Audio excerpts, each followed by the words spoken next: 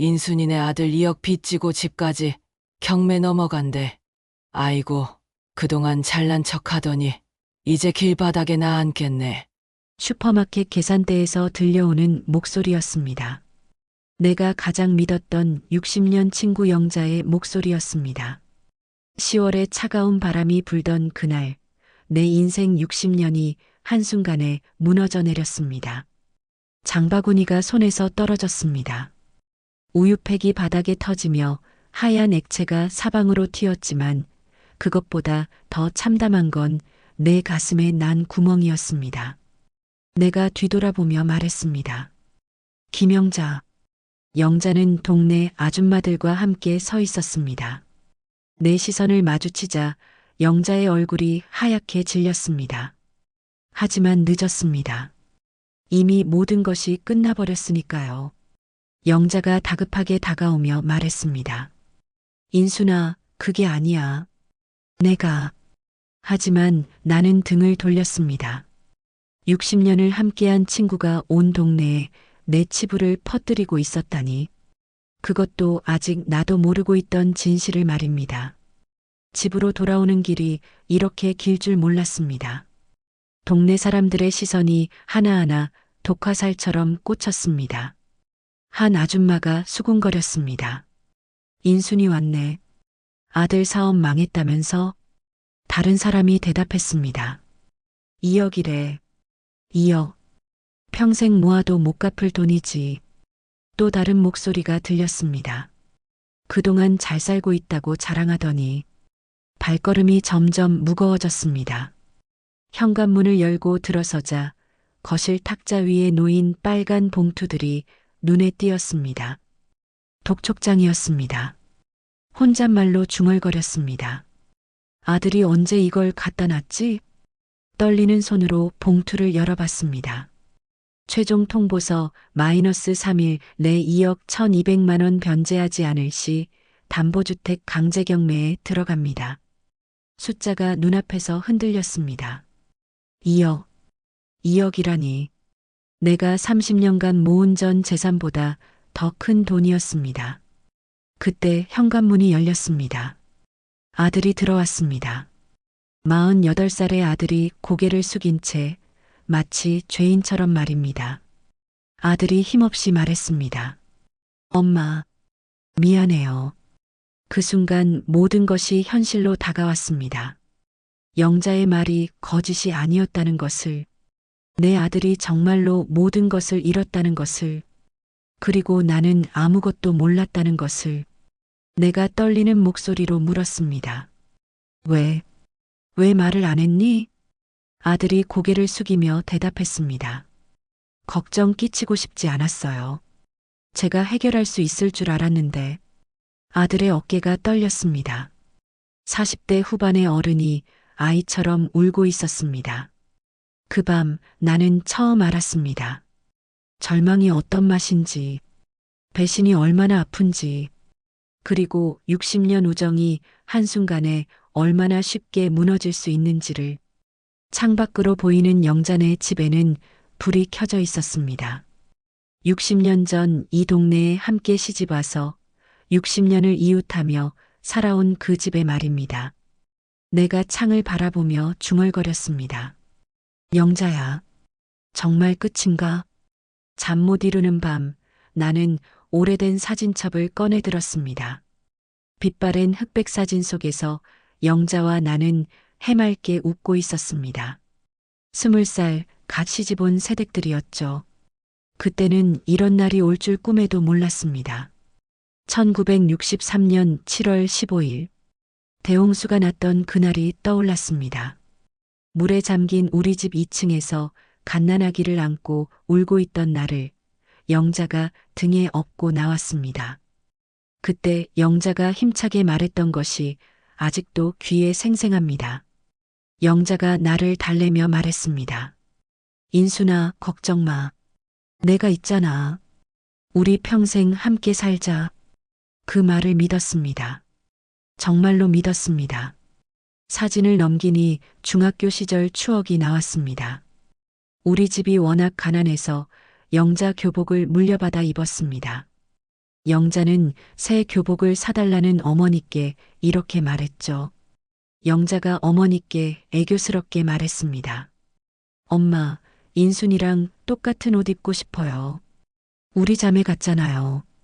고등학교 때는 도시락을 나누어 먹었습니다.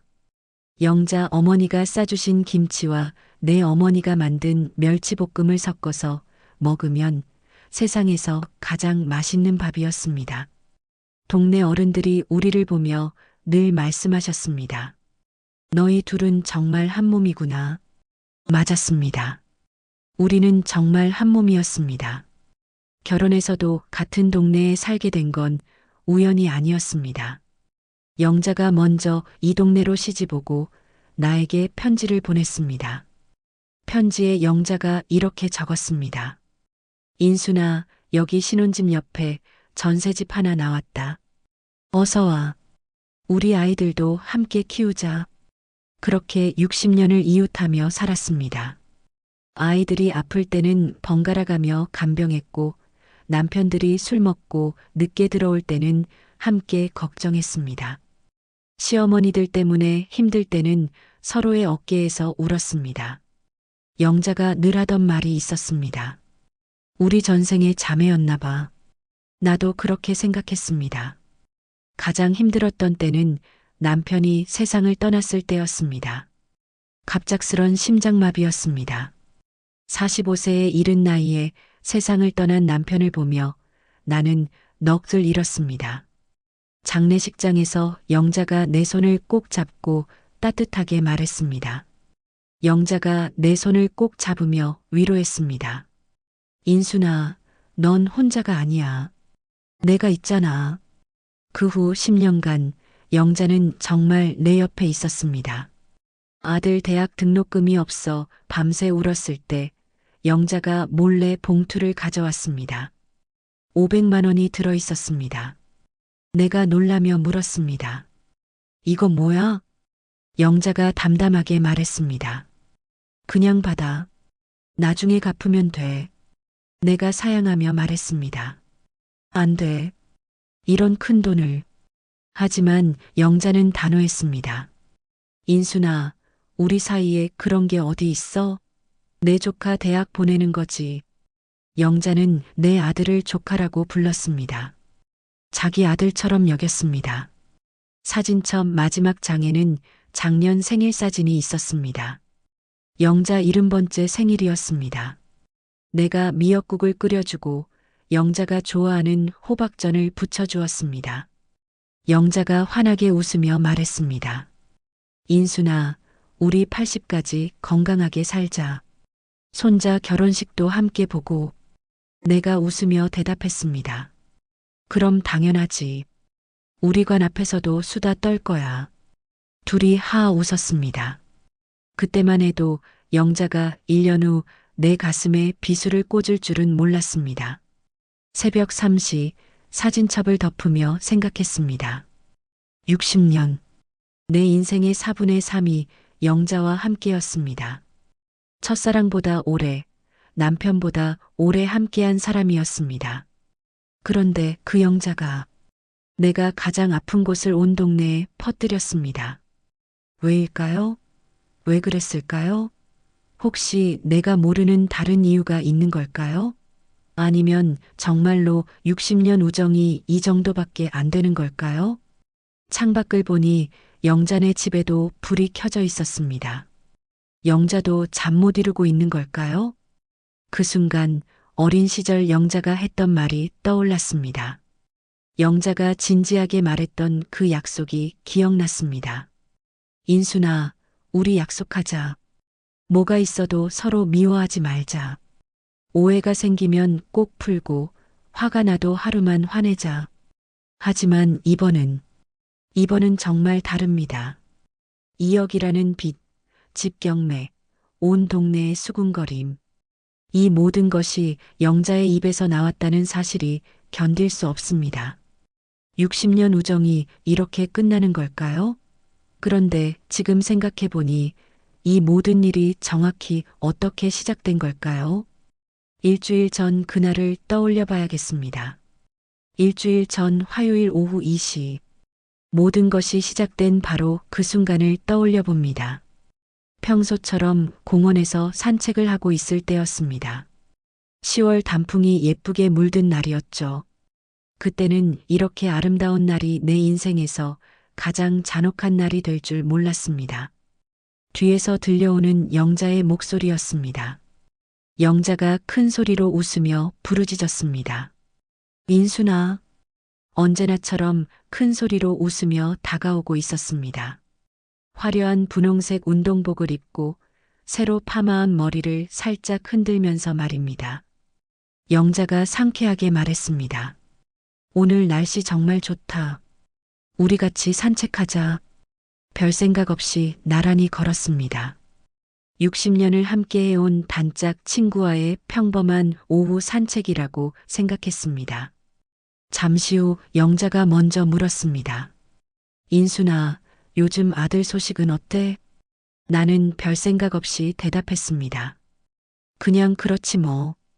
바쁘게 잘 살고 있어. 사업도 잘 되고 있다고 하더라. 그 순간 영자의 표정이 묘하게 변했습니다. 영자 특유의 그 표정이었습니다. 뭔가 할 말이 있을 때, 비밀을 알고 있을 때 짓던 그 표정 말입니다. 눈썹이 살짝 치켜 올라가고 입꼬리가 애매하게 올라갔습니다. 영자가 의심스러운 목소리로 물었습니다. 진짜? 정말 사업이 잘 되고 있어? 내가 당황하며 물었습니다. 왜 그런 표정 짓고 있어? 영자가 걸음을 멈췄습니다. 그리고는 내 팔을 살짝 잡으며 직설적으로 말했습니다. 영자가 단도직입적으로 물었습니다. 인순아, 솔직히 말해봐. 내 아들 사업 완전히 망했다면서? 순간 머리가 하얘졌습니다. 내가 깜짝 놀라며 물었습니다. 뭐라고? 영자가 확신에 찬 목소리로 말했습니다. 아이고, 숨기지 마. 다 안다고. 은행에서 돈 빌린 것도 알고 집까지 담보로 잡힌 것도 안다고. 가슴이 쿵쾅거렸습니다. 영자가 어떻게 알았을까요? 아들은 아무에게도 말하지 않았다고 했는데 내가 당황하며 부인했습니다. 영자야, 그게 무슨 소리야? 누가 그런 헛소리를? 영자가 단호하게 말했습니다. 헛소리가 아니야. 김 사장이 직접 말해줬어. 김 사장. 아들과 함께 사업을 했던 그 사람이었습니다. 영자가 자세히 설명했습니다. 김 사장이가 어제 나한테 전화했어.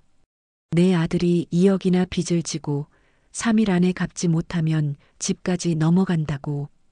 그런데 넌 왜 나한테 말 안 했어? 영자의 목소리에 서운함이 섞여 있었습니다. 하지만 나는 그것보다 배신감이 더 컸습니다. 왜 영자가 나보다 먼저 알고 있는 거죠? 왜 남이 내 가족일을 영자에게 알려주는 거죠? 내가 화가 나서 물었습니다. 그래서 어쩌자는 거야? 내 목소리가 떨렸습니다. 화가 나는 건지 두려운 건지 알 수 없었습니다. 영자가 변명하듯 말했습니다. 인순아, 왜 그런 식으로 말해? 나는 걱정되어서. 내가 날카롭게 반박했습니다. 걱정? 김 사장한테 전화 받고 걱정됐다고? 영자의 목소리도 높아졌습니다. 그럼 뭐야? 60년 친구가 이런 큰일 당했는데 모른 척하라고? 그때 가장 아픈 말이 나왔습니다. 영자가 서운하다는 듯이 말했습니다. 그런데 넌 왜 말 안 했어? 왜 나한테는 사업 잘 된다고 거짓말했어? 우리 사이가 그 정도야? 그 말에 화가 머리끝까지 치솟았습니다. 내가 소리쳤습니다. 내가 언제 거짓말했어? 나도 모르는 일이었어. 영자가 믿지 않는다는 듯 말했습니다. 에이, 말이 안 되지.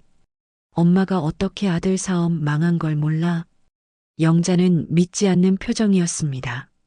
마치 내가 일부러 숨긴 것처럼 생각하고 있었습니다. 그때 가장 아픈 말이 나왔습니다. 영자가 차가운 목소리로 말했습니다. 인순아, 내가 그렇게 자존심이 세다는 건 알았지만 나한테까지 이럴 줄은 몰랐어. 우리가 뭐 남이야? 자존심이 세다고? 60년을 알고 지낸 친구가 나를 그렇게 생각하고 있었던 걸까요? 내가 분노하며 물었습니다. 김영자, 너 지금 뭐라고 했어? 영자가 쏘아붙이듯 말했습니다. 사실대로 말한 거야. 넌 항상 그랬어. 좋은 일은 자랑하고 나쁜 일은 숨기고 나는 내 친구가 아니라 그냥 동네 아줌마인 거야. 그 순간 무언가가 내 안에서 완전히 부서졌습니다. 내가 소리쳤습니다. 김영자, 60년을 그렇게 생각했어? 그럼 넌 뭐야? 남의 집 사정 캐묻고 다니는 게 친구야? 영자가 억울하다는 듯 말했습니다. 캐묻는다고? 나는 걱정해서 내가 분노를 참지 못하고 외쳤습니다. 걱정은 무슨, 이제 온 동네에 다 퍼뜨릴 거지? 인순이네 망했다고. 영자의 얼굴이 하얗게 질렸습니다. 영자가 당황하며 말했습니다. 인순아, 내가 언제 그런 말을. 내가 냉소적으로 물었습니다. 안 해? 진짜 안 할 거야? 김 사장한테 들은 거 동네 아줌마들한테 안 퍼뜨릴 거야? 영자가 한참 동안 말을 하지 못했습니다. 그 침묵이 모든 것을 말해주었습니다. 영자도 알고 있었던 겁니다. 자신이 참을 수 없는 성격이라는 것을, 비밀을 지키지 못하는 성격이라는 것을 내가 단호하게 선언했습니다. 김영자, 우리 이제 정말 끝이야. 영자가 애원하듯 말했습니다. 인순아, 내가 등을 돌리며 말했습니다. 다신 내 앞에 나타나지 마. 60년이나 알고 지냈는데 이제야 내 진짜 모습을 알겠다. 그렇게 나는 영자를 두고 돌아섰습니다. 뒤에서 영자가 뭔가 말하고 있었지만 듣지 않았습니다.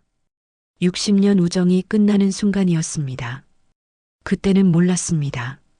3일 후 영자의 말이 현실이 될 줄은, 그리고 영자가 진짜로 온 동네에 퍼뜨릴 줄은 집에 돌아와서 생각해 봤습니다.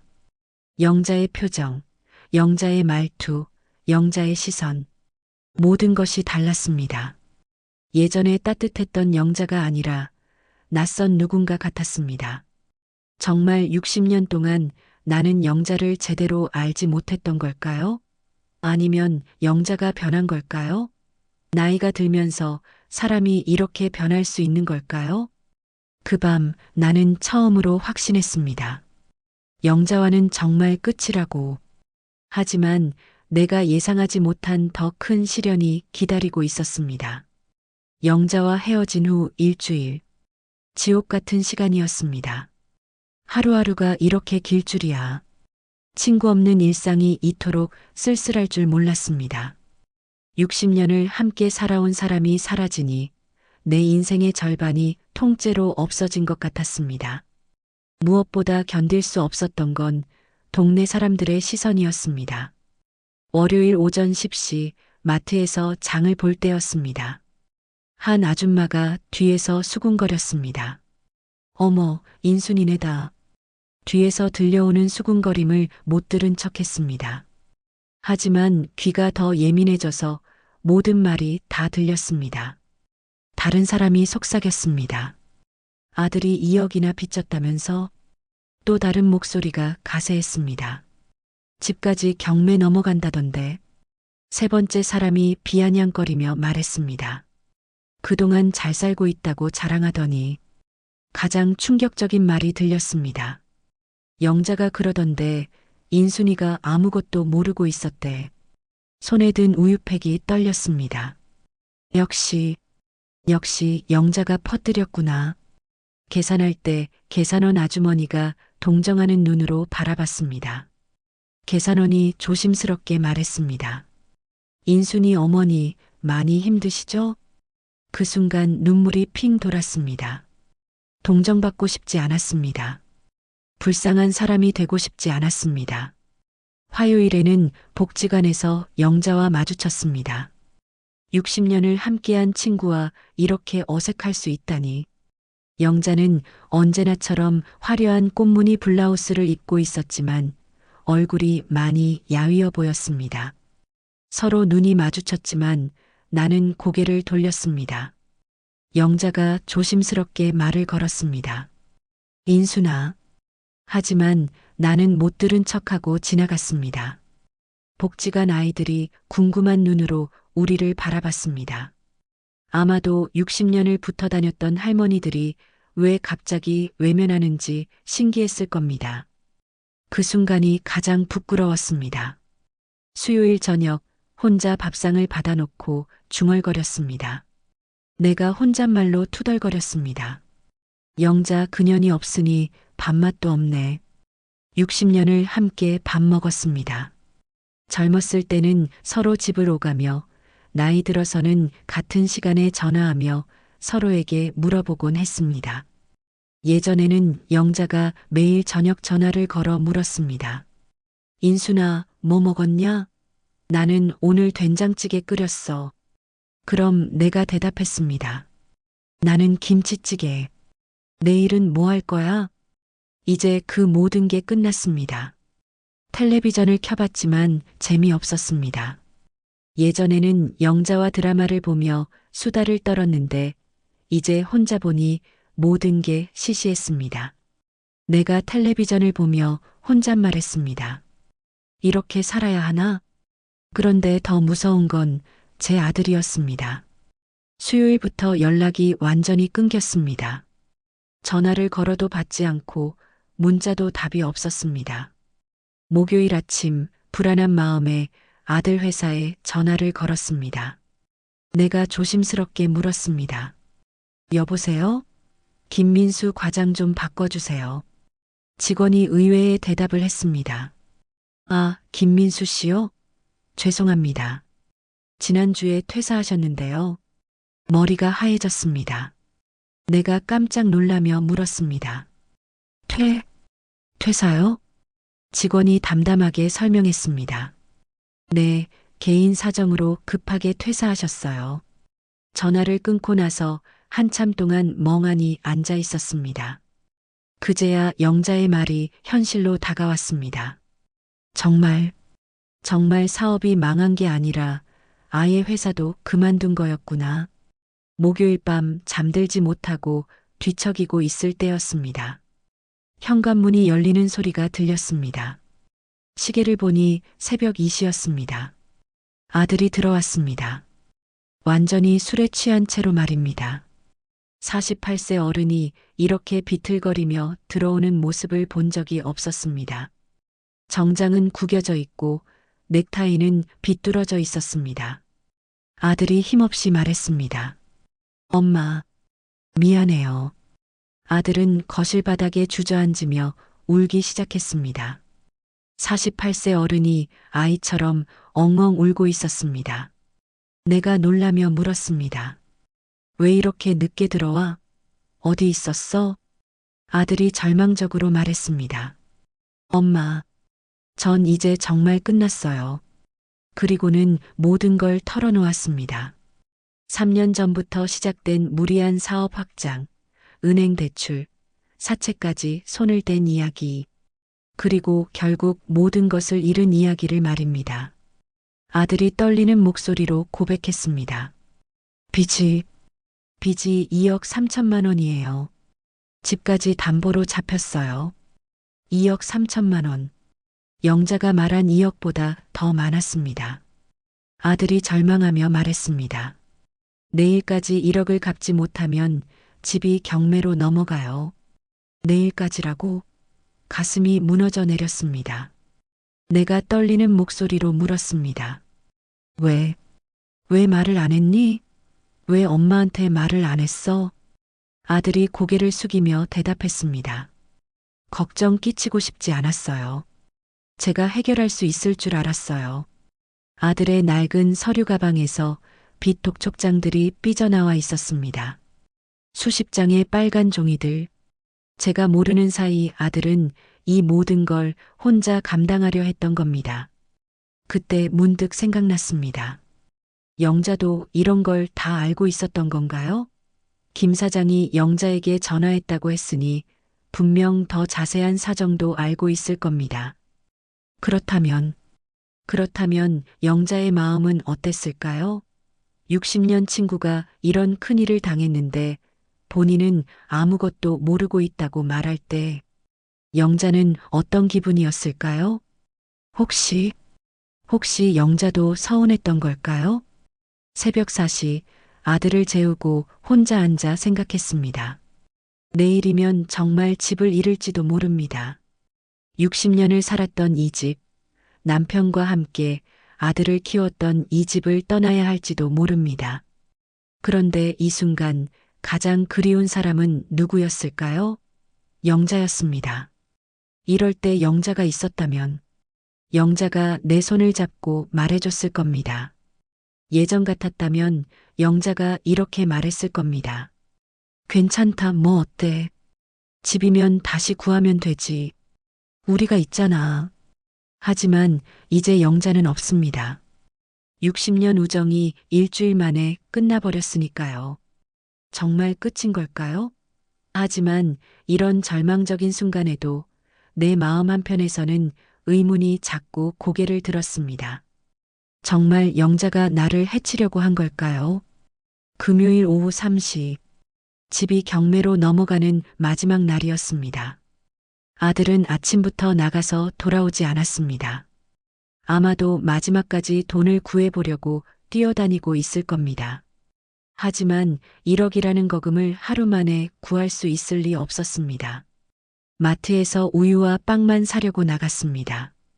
어차피 이 집을 떠날 텐데 많은 걸 살 필요가 없었습니다. 그때 영자의 며느리를 만났습니다. 영자의 며느리 수진이가 조심스럽게 다가왔습니다. 인순 이모. 30대 후반의 수진이는 늘 수수한 차림이었는데 오늘은 더욱 초라해 보였습니다.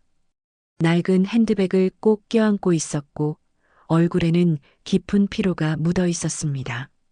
내가 의아하게 물었습니다. 수진아, 웬일이니? 수진이가 망설이며 말했습니다. 이모, 잠깐 이야기 좀 할 수 있을까요? 수진이의 목소리가 떨렸습니다. 무슨 일이 있나 싶어 마트 앞 벤치에 앉았습니다. 수진이가 조심스럽게 물었습니다. 이모, 어머님 이야기 들으셨어요? 내가 궁금해하며 물었습니다. 무슨 이야기? 수진이가 다른 지갑을 꺼내며 망설이더니 충격적인 말을 꺼냈습니다. 수진이가 떨리는 목소리로 고백했습니다. 저희도 사업이 망했어요. 순간 머릿속이 하얘졌습니다. 수진이가 눈물을 참으며 자세히 설명했습니다. 3개월 전부터였어요. 제가 하던 작은 카페가 문을 닫았어요. 코로나 때부터 적자였는데 올해 들어서는 정말 견딜 수 없을 정도가 됐어요. 내가 놀라며 물었습니다. 그래서 수진이가 속상해하며 말했습니다. 임대료를 3개월째 못 내고 있어요. 빚도 8천만 원 정도 됐고요. 8천만 원. 우리만큼은 아니지만 결코 적은 돈이 아니었습니다. 수진이가 계속해서 말했습니다. 그래서 어머님이 요즘 많이 힘드세요. 밤에 잠도 못 주무시고 인순 이모 걱정도 많이 하시고. 내가 깜짝 놀라며 물었습니다.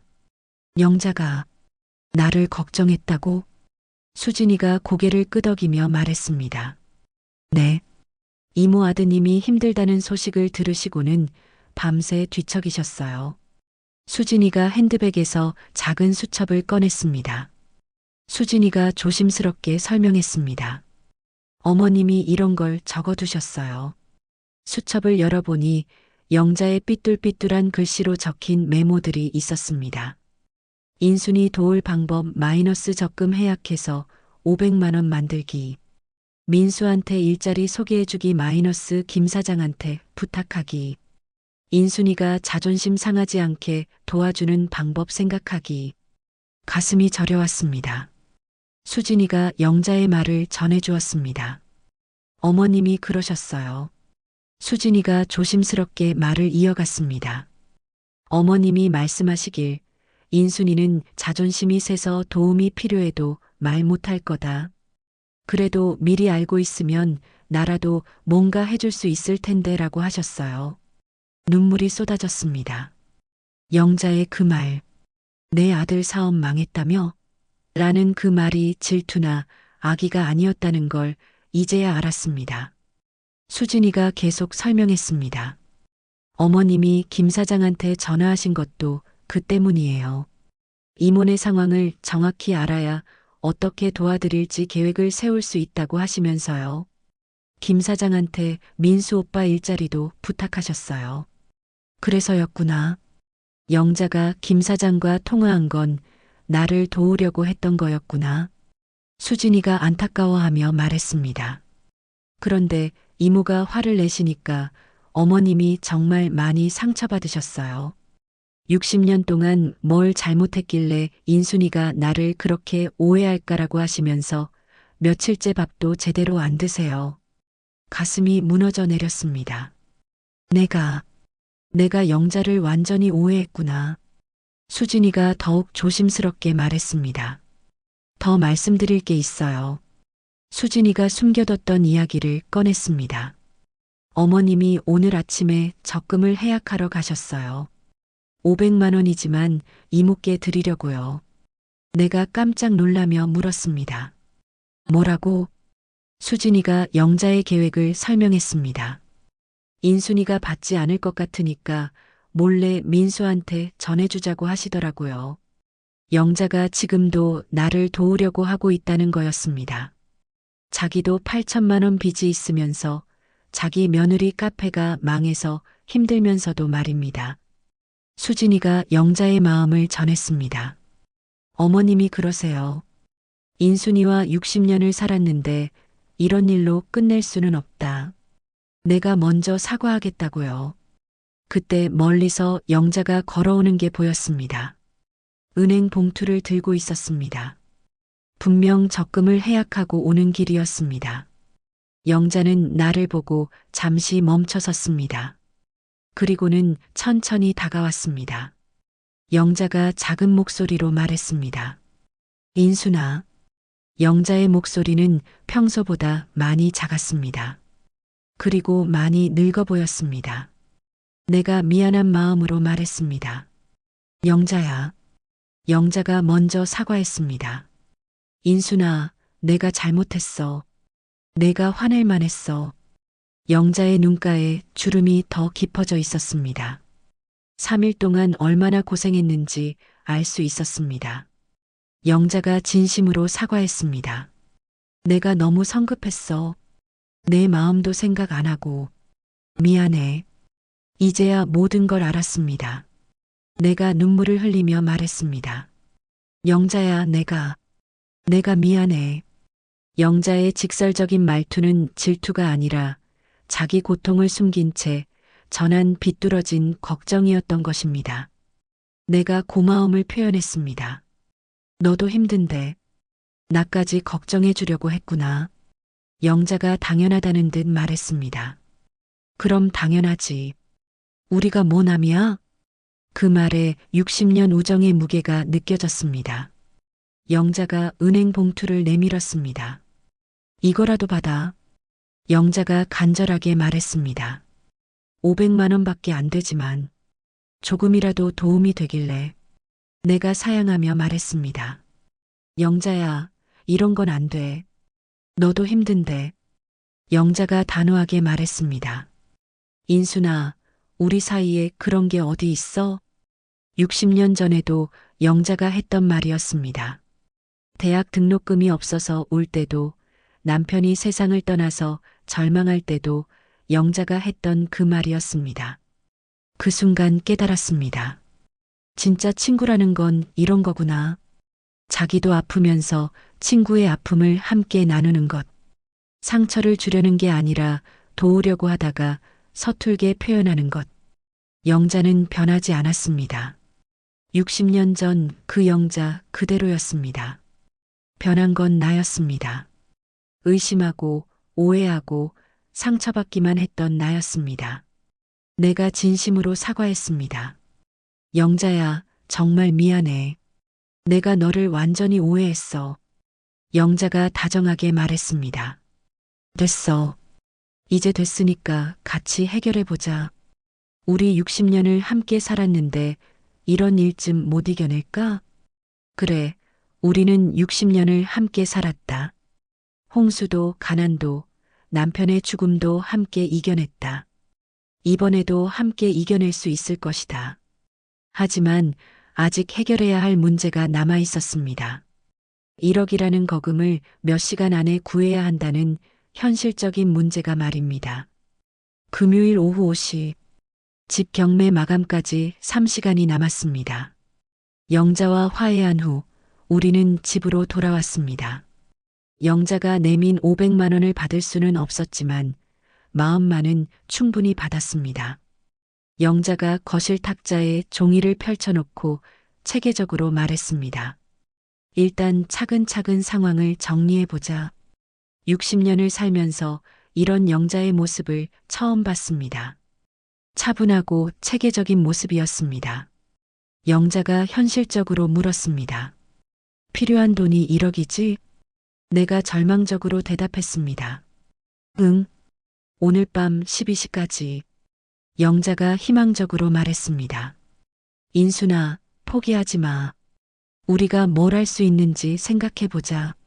영자가 수첩을 꺼내며 준비된 계획을 설명했습니다. 영자가 자신있게 말했습니다. 내가 며칠 전부터 알아봤어. 민수 취직할 곳도 있고 긴급 생계비 지원하는 곳도 있어. 수첩에는 빼곡하게 적힌 전화번호들과 메모들이 있었습니다. 한라건설 마이너스 김 사장 추천으로 면접 가능. 시청 복지과 마이너스 긴급 생계비 최대 300만 원. 성당 마이너스 어려운 이웃 돕기 기금. 복지관 마이너스 무료 법률 상담.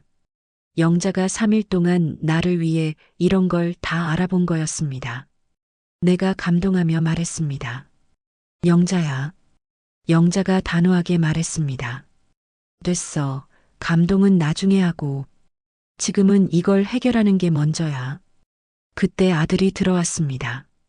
초췌한 얼굴로 고개를 숙이고 있었습니다. 민수가 미안해하며 말했습니다. 영자 이모. 영자가 따뜻하게 반겼습니다. 민수야, 어서 와. 이모가 있으니까 걱정하지 마. 민수가 죄송해하며 말했습니다. 이모, 죄송해요. 제가 이 모양이라. 영자가 가족처럼 말했습니다. 민수야, 이모한테는 미안해할 게 없어. 우리가 가족이잖아. 그 말에 아들이 눈물을 흘렸습니다. 영자가 현실적으로 말했습니다. 그런데 민수야, 정확히 뭘 어떻게 해야 하는지 이모한테 말해봐. 우리가 함께 방법을 찾아보자. 영자의 목소리는 따뜻하지만 단호했습니다. 아들이 모든 상황을 자세히 설명했습니다. 사업 실패 과정, 대출 현황, 채권자들 명단까지. 영자는 메모하며 꼼꼼히 들었습니다. 영자가 분석하며 말했습니다. 그럼 1억 중에 5천만 원은 은행 대출이고 나머지 5천만 원은 사채구나. 민수가 절망적으로 대답했습니다. 네. 사채 이자가 너무 높아서. 영자가 해결책을 제시했습니다. 민수야, 이것부터 하자. 은행하고 먼저 협상해 보는 거야. 영자가 전화기를 들었습니다. 누군가와 아는 사이였나 봅니다. 영자가 전화를 걸며 말했습니다. 여보세요? 하나은행 김 과장님? 저 김영자예요. 지난번에 말씀드린 그 건으로 전화드렸는데요. 영자가 누군가와 통화하고 있었습니다. 은행 사람과 아는 사이였나 봅니다. 20분 후 영자가 전화를 끊고 희소식을 전했습니다. 영자가 기쁘게 말했습니다. 은행에서 3개월 유예를 줄 수 있다고 해. 대신 이자는 정상적으로 내야 하고. 민수가 놀라며 물었습니다. 정말요? 영자가 자랑스럽게 설명했습니다. 응. 김 과장이 내 옛날 제자거든. 은행에 다니는. 영자에게 이런 인맥이 있었다니. 영자가 계산하며 말했습니다. 그럼 사채 5천만 원만 해결하면 되는 거네. 내가 현실적으로 말했습니다. 맞아. 그런데 이건 좀 더 어려울 거야. 영자가 심각한 표정을 지었습니다. 그때 영자가 갑자기 무릎을 쳤습니다. 영자가 깨달은 듯 말했습니다. 맞다. 민수야, 내 아버지 보험금 있잖아. 민수가 의아해하며 물었습니다. 보험금요? 나도 깜빡했습니다. 남편이 15년 전에 가입한 종신보험이 있었습니다. 영자가 확인하며 물었습니다. 인순아, 그거 중도해지하면 얼마나 나와? 내가 계산하며 대답했습니다. 글쎄, 2천만 원 정도? 영자가 희망적으로 말했습니다. 좋아. 그럼 내 적금 500만 원, 보험 중도해지 2천만 원. 벌써 2,500만 원이야. 영자가 계산기를 두드리며 계산했습니다. 영자가 집중하며 말했습니다. 나머지 2,500만 원을 어떻게 구하지? 그때 영자의 며느리 수진이가 들어왔습니다. 수진이가 인사하며 말했습니다. 어머님, 안녕하세요. 인순 이모님. 영자가 의아해하며 물었습니다. 수진아, 왜 이렇게 늦게? 수진이가 조심스럽게 말했습니다. 어머님, 제가 상의 드릴 게 있어요. 수진이가 결심한 듯 말했습니다. 저희 카페 기계들이랑 인테리어를 팔면 1천만 원 정도는 나올 것 같아요. 영자가 만류하며 말했습니다. 수진아, 그런 건 안 돼. 그건 너희 재기할 미천인데. 수진이가 따뜻하게 말했습니다. 괜찮아요, 어머님. 지금은 인순 이모님이 더 급하니까. 수진이의 마음이 고마웠습니다. 영자가 계산하며 말했습니다. 그럼 벌써 3,500만 원이네. 1,500만 원만 더 구하면 돼. 그때 복지관에서 전화가 왔습니다. 복지관 직원이 전화로 말했습니다. 인순 할머니, 복지관 김사회 복지사입니다. 내가 의아해하며 대답했습니다. 아, 네. 김사회 복지사가 기쁜 소식을 전했습니다. 할머니, 긴급 지원 신청건으로 연락드렸어요. 심사 결과 1천만 원 지원이 확정됐습니다. 1천만 원. 내가 놀라며 물었습니다. 정말요? 김사회 복지사가 확인해 주었습니다. 네, 내일 오전에 오시면 됩니다. 전화를 끊고 나서 영자를 봤습니다. 내가 감탄하며 말했습니다. 영자야, 너 복지관에 신청했구나? 영자가 당연하다는 듯 말했습니다. 당연하지. 써야 할 건 다 써야지. 영자가 씩 웃었습니다. 영자가 계산하며 말했습니다. 그럼 이제 4,500만 원. 500만 원만 더 구하면 돼. 그때 영자가 갑자기 일어섰습니다. 영자가 결심한 듯 말했습니다. 인순아, 나 잠깐 나갔다 올게. 내가 궁금해하며 물었습니다. 어디가? 영자가 확신에 차서 말했습니다. 성당에. 신부님한테 부탁할 일이 있어. 영자는 평생 독실한 가톨릭 신자였습니다. 일시간 후 영자가 돌아왔습니다. 얼굴에 미소를 띠고 있었습니다. 영자가 기쁘게 말했습니다. 인순아, 해결됐어. 내가 급하게 물었습니다. 뭐가? 영자가 자랑스럽게 말했습니다. 성당에서 500만 원 지원해 주기로 했어. 신부님이 특별히 결정해 주셨어. 드디어 5천만 원이 모였습니다. 저녁 8시 모든 돈이 준비됐습니다. 은행 대출 3개월 유예, 사채 5천만 원 변제. 집을 지킬 수 있게 됐습니다. 내가 감격하며 말했습니다. 영자야, 정말 고마워. 너 아니었으면. 영자가 겸손하게 말했습니다. 무슨 소리야? 나도 언제 너한테 도움받을지 몰라. 그때 아들이 두 손을 모으고 절을 했습니다. 민수가 감사하며 말했습니다. 이모, 평생 잊지 않겠습니다. 이 은혜 꼭 갚겠습니다. 영자가 따뜻하게 말했습니다. 민수야, 갚을 건 없어. 대신 이제 제대로 살아. 새로 시작하는 거야. 그날 밤 영자와 함께 차를 마시며 대화했습니다. 내가 감회 깊게 말했습니다.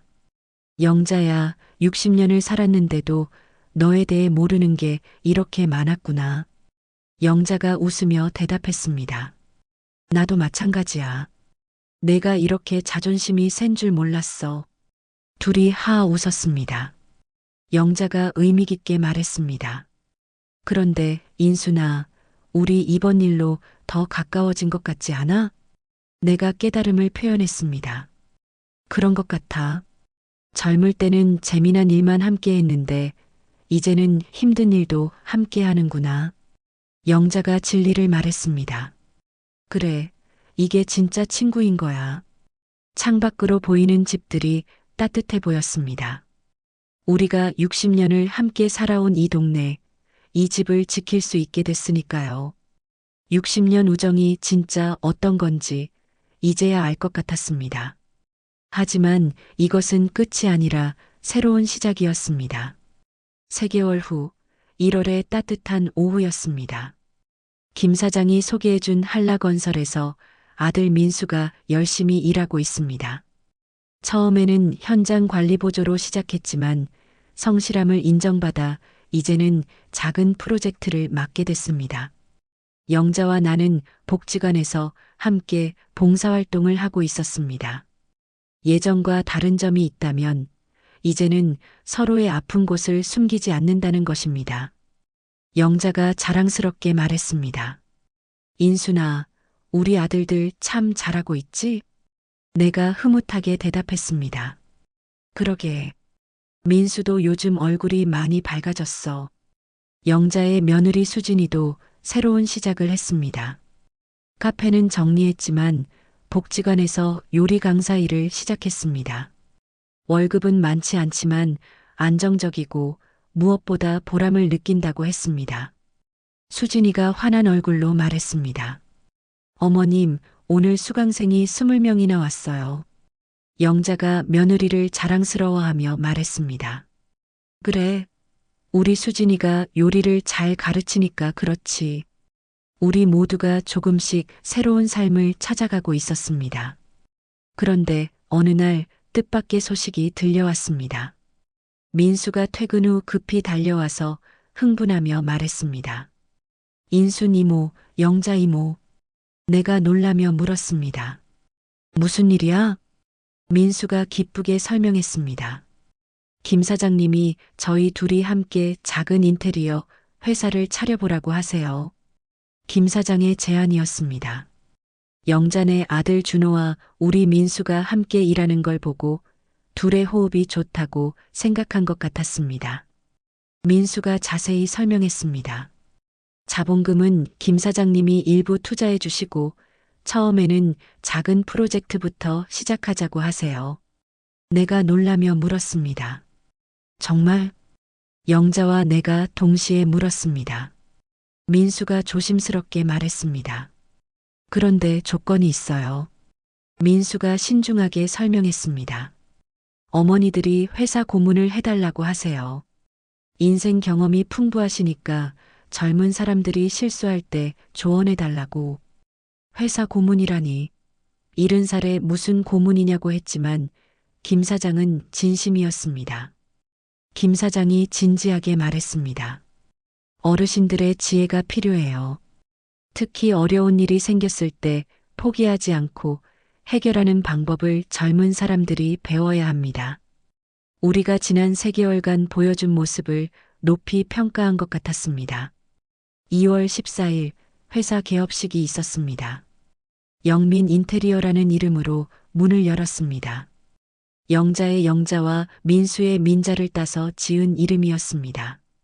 개업식에는 동네 사람들이 많이 왔습니다. 3개월 전에는 우리를 동정하던 사람들이었지만 이제는 축하해 주러 왔습니다. 한 이웃이 진심으로 축하하며 말했습니다. 인순이 영자야, 축하한다. 다른 사람이 격려하며 말했습니다. 고생 많이 했는데 이제 좋은 일만 생기겠네. 사람들의 진심 어린 축하를 받으며 생각했습니다. 세상은 참 빠르게 변한다고. 어제의 불행이 오늘의 행복이 될 수 있다고. 개업 첫 달에 놀라운 일이 생겼습니다. 성당에서 대규모 리모델링 공사를 의뢰한 것입니다. 3개월 전 우리를 도와주었던 신부님이 직접 연락해 왔습니다. 신부님이 따뜻하게 말씀하셨습니다. 좋은 일 하는 사람들에게 일을 맡기고 싶습니다. 계약금만 2천만 원이었습니다. 민수가 눈물을 글썽이며 말했습니다. 엄마, 이제 정말 다시 시작할 수 있을 것 같아요. 내가 조언하며 말했습니다. 응, 이번에는 욕심 부리지 말고 차근차근 해보자. 그날 저녁 영자와 나는 공원 벤치에 앉아 있었습니다. 예전에 싸웠던 바로 그 장소였습니다. 하지만 이제는 다른 의미의 장소가 됐습니다. 영자가 의미 깊게 말했습니다. 인순아, 그때 우리가 싸웠던 게 참 다행이야. 내가 의아해하며 물었습니다. 왜? 영자가 진심으로 말했습니다. 안 싸웠으면 서로를 이렇게 깊이 알 기회가 없었을 거야. 영자의 말이 맞았습니다. 60년을 함께 살았지만 진짜 어려운 일을 함께 겪어본 건 처음이었습니다. 그 과정에서 우리는 서로의 진면목을 볼 수 있었습니다. 내가 감탄하며 말했습니다. 영자야, 나는 내가 이렇게 믿음직한 사람인 줄 몰랐어. 영자가 겸손하게 말했습니다. 나도 내가 이렇게 강한 사람인 줄 몰랐고. 영자가 진지하게 말했습니다. 그런데 인순아, 우리 약속하자. 영자가 의미 있는 제안을 했습니다. 앞으로는 뭐든지 숨기지 말자. 좋은 일도 나쁜 일도 다 함께 나누자. 내가 동의하며 말했습니다. 그래. 그리고 오해가 생기면 바로바로 풀자. 영자가 웃으며 말했습니다. 맞아. 60년 우정을 일주일 만에 끝낼 뻔했잖아. 둘이 웃었습니다. 하지만 진심이 담긴 웃음이었습니다. 내가 소망을 말했습니다. 영자야, 우리 80까지 건강하게 살자. 손자들 결혼식도 함께 보고. 영자가 약속하며 말했습니다. 그럼 당연하지. 관 앞에서도 수다 떨 거야. 1년 전에도 했던 약속이지만 이제는 그 의미가 달랐습니다. 그때 멀리서 민수와 준호가 걸어오는 게 보였습니다. 새로 산 작업복을 입고 어깨를 나란히 하고 걸어오는 모습이 든든해 보였습니다. 민수가 밝게 말했습니다. 어머니들, 여기 계셨네요. 준호가 진지하게 물었습니다. 내일 현장 미팅이 있는데 함께 가실 수 있으세요? 정말로 우리에게 조언을 구하고 있었습니다. 영자가 자신있게 말했습니다. 그럼 당연하지. 우리가 고문이잖아. 영자가 우스갯소리를 했지만 아들들은 진지했습니다. 민수가 진심으로 말했습니다. 어머니들이 계시니까 든든해요. 어떤 어려운 일이 생겨도 함께 해결할 수 있을 것 같아요. 집으로 돌아가는 길에 영자가 감회 깊게 말했습니다. 영자가 만족스럽게 말했습니다. 인순아, 우리 참 복받은 인생이야. 내가 궁금해하며 물었습니다. 왜? 영자가 나열하며 말했습니다. 60년 우정도 유지하고 아들들도 새로 시작하고 우리도 새로운 일을 하게 되고. 맞았습니다. 3개월 전만 해도 모든 것이 끝인 줄 알았는데 이제는 새로운 시작이었습니다. 내가 깨달음을 말했습니다. 그런데 영자야, 가장 큰 복은 뭔지 알아? 영자가 궁금해하며 물었습니다. 뭐? 내가 감동하며 말했습니다. 60년을 함께할 친구가 있다는 거야. 영자가 내 팔짱을 꼈습니다. 60년 전 처음 만났을 때처럼 말입니다. 영자가 동감하며 말했습니다. 그래, 그게 제일 큰 복이지. 그날 밤 일기를 썼습니다. 내가 일기에 적었습니다.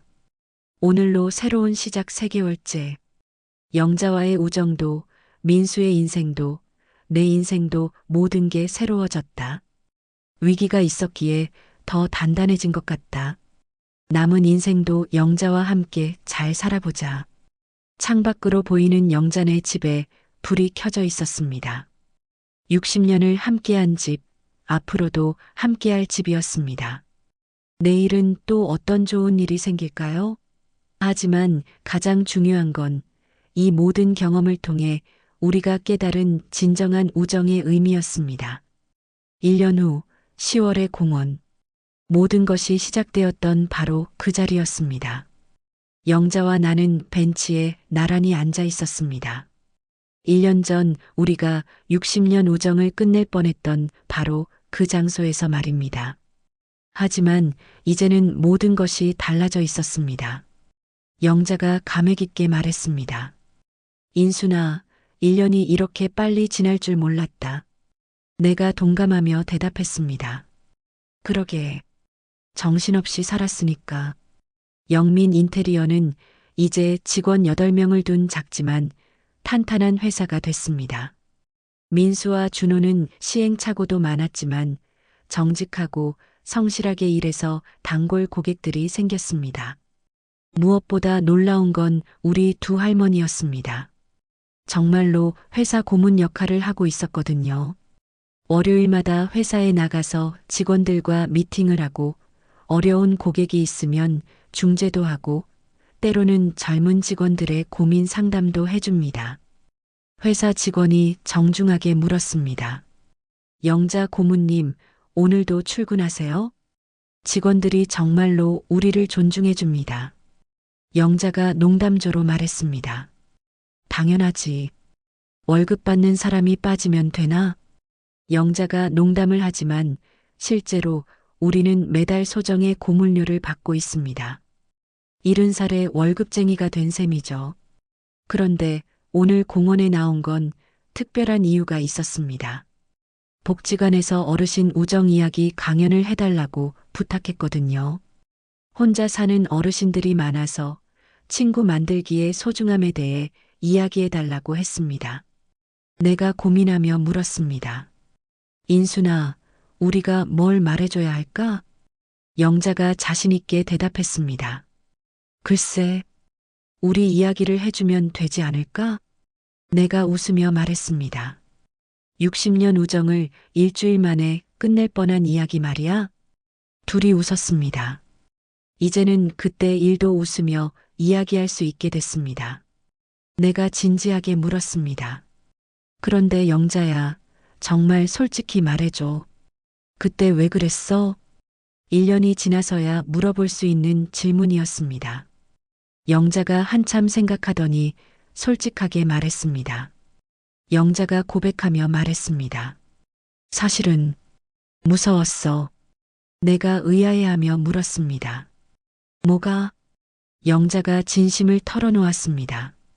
내가 나한테 말 안 하고 혼자 끙끙 앓는 게 60년 동안 뭐든지 나누며 살았는데 갑자기 숨기니까 서운하고 무서웠어. 영자의 진심이었습니다. 영자가 설명을 이어갔습니다. 그래서 김 사장한테 전화해서 정확히 알아보고 어떻게든 도와주려고 했는데 내 표현이 너무 서툴렀지. 내가 미안해하며 말했습니다. 나도 미안해. 너무 민감하게 반응했어. 영자가 깨달음을 말했습니다. 인순아, 내가 깨달은 게 있어. 내가 궁금해하며 물었습니다. 뭐? 영자가 의미 깊게 말했습니다. 진짜 친구는 완벽한 사람이 아니라 서툴러도 진심인 사람이야. 맞는 말이었습니다. 영자의 말투는 항상 직설적이고 때로는 상처를 주기도 했지만 그 속에는 언제나 진심이 있었습니다. 영자가 또 다른 깨달음을 말했습니다. 그리고 또 하나. 진짜 친구는 좋을 때만 함께하는 게 아니라 어려울 때 더 단단해지는 거야. 1년 전에 우리가 그랬습니다. 위기 속에서 우리는 더 단단한 우정을 발견했습니다. 그때 멀리서 민수와 준호가 걸어오는 게 보였습니다. 오늘은 두 아들이 함께 저녁을 사겠다고 했습니다. 요즘 회사가 잘 되어서 여유가 생겼거든요. 민수가 밝게 물었습니다. 어머니들, 뭘 그렇게 진지하게 이야기하세요? 내가 설명하며 대답했습니다. 내일 강연할 내용 의논하고 있어. 준호가 관심 있게 말했습니다. 아, 그 우정 이야기 강연이요?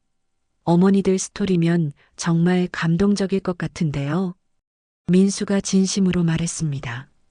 저도 어머니들 보면서 많이 배웠어요. 진짜 친구가 뭔지, 어떻게 어려움을 함께 극복하는지. 저녁을 먹으면서 준호가 감사하며 말했습니다. 준호가 의미 있게 말했습니다. 이모 어머니, 저희가 하고 싶은 말이 있어요. 영자가 궁금해하며 물었습니다. 뭐? 준호가 감사를 표현했습니다. 1년 전 일이 없었다면 저희는 아직도 각자 따로 살고 있었을 거예요.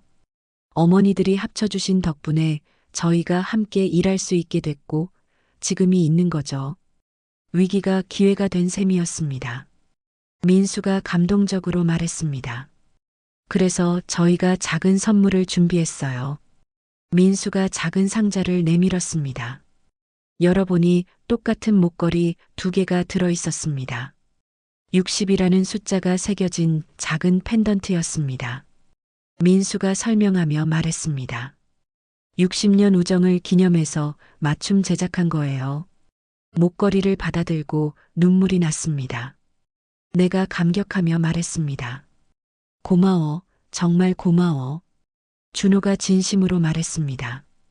어머니들이 저희에게 보여주신 우정을 저희도 배우고 싶어요. 앞으로도 계속 함께 일하면서 평생 친구로 지내고 싶어요. 아들들이 우리를 보며 우정을 배웠다고 하니 괜히 뿌듯했습니다. 우리의 60년 우정이 다음 세대에게도 좋은 본보기가 된 것 같았습니다.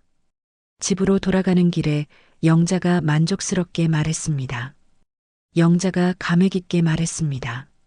인순아, 우리 정말 잘 살았다. 내가 궁금해하며 물었습니다. 뭐가? 영자가 자랑스럽게 말했습니다. 60년을 함께 살면서 이런 이야기를 만들었잖아. 이제 손자들에게도 할 이야기가 생겼어. 맞았습니다. 평탄하기만 했다면 이런 깊은 이야기는 없었을 겁니다. 내가 기대하며 물었습니다. 영자야, 앞으로 20년 더 살면서 또 어떤 이야기를 만들까?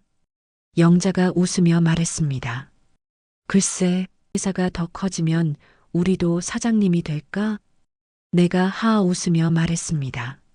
하, 70살 사장님이라니. 그날 밤 침대에 누워 생각했습니다. 남편이 남긴 낡은 손목 시계를 바라보며 중얼거렸습니다. 내가 남편에게 말하듯 중얼거렸습니다. 여보, 나이 든 지금도 인생은 여전히 새로 시작할 수 있어요. 그리고 60년 친구가 있다는 건 정말 큰 복이에요. 창밖으로 보이는 영자네 집에 불이 켜져 있었습니다. 아마 영자도 내일 강연 준비를 하고 있을 겁니다. 다음 날 복지관에서의 강연이 있었습니다. 내가 청중들에게 인사했습니다. 안녕하세요. 저희는 60년을 함께 살아온 친구 김영자, 박인순입니다. 청중석에는 40여 명의 어르신들이 앉아 있었습니다. 외로워 보이는 분들도 많았습니다. 영자가 핵심 메시지를 전했습니다. 오늘 저희가 하고 싶은 말은 간단합니다. 늦지 않았다는 것, 새로 시작할 수 있다는 것, 그리고 진짜 친구는 완벽하지 않아도 된다는 것입니다. 우리의 이야기를 들으며 어르신들이 눈물을 흘리기도 하고 웃기도 했습니다. 강연이 끝난 후 한 할머니가 다가왔습니다. 한 할머니가 감동하며 말했습니다. 저도 오래된 친구와 오해로 헤어졌는데 다시 연락해 볼 용기가 생겼어요. 그 말이 가장 뜻깊었습니다. 이제 제가 여러분께 직접 물어보고 싶습니다. 혹시 이 이야기를 듣고 계신 여러분은 어떠신가요? 오래된 친구와 아직 연결되어 있나요? 혹시 오해로 헤어진 친구가 있다면 한 번 더 기회를 주어보는 건 어떨까요? 때로는 서툰 표현으로 상처를 주고받기도 하지만 그래도 그것이 진짜 우정인지도 모르겠습니다. 세상에 완벽한 사람은 없으니까요. 완벽한 친구도 없을 테고요. 하지만 진심만은 완벽할 수 있습니다. 그리고 위기는 때로 우정을 더 단단하게 만들어주기도 합니다. 60년을 함께 살며 배운 것이 있다면 이것입니다. 진정한 우정은 나이와 상관없이 계속 자랄 수 있다는 것. 어려움을 함께 이겨낼 때 더 깊어진다는 것. 그리고 무엇보다 서로가 있다는 것만으로도 충분히 복된 인생이라는 것. 오늘도 영자와 나는 새로운 하루를 시작합니다. 창밖으로 보이는 영자네 집에 불이 켜지면 하루가 시작되는 신호입니다. 60년을 함께 살았고 앞으로도 함께 살아갈 우리들입니다. 내가 마지막으로 전하고 싶은 말이 있습니다. 친구란 무엇인가? 같이 웃을 수 있는 사람이 아니라 같이 울 수 있는 사람이다. 그리고 함께 다시 일어설 수 있는 사람이다. 이것이 우리의 이야기였습니다. 60년 우정, 김영자와 박인순의 이야기였습니다. 지금까지 김영자와 박인순 씨의 드라마 같은 이야기를 들어주셔서 감사합니다. 김영자와 박인순 씨에게 하고 싶은 이야기가 있다면 댓글 달아주세요. 그럼 오늘도 건강한 하루 되시고 다음에도 좋은 이야기로 찾아오겠습니다. 노을빛 이야기였습니다.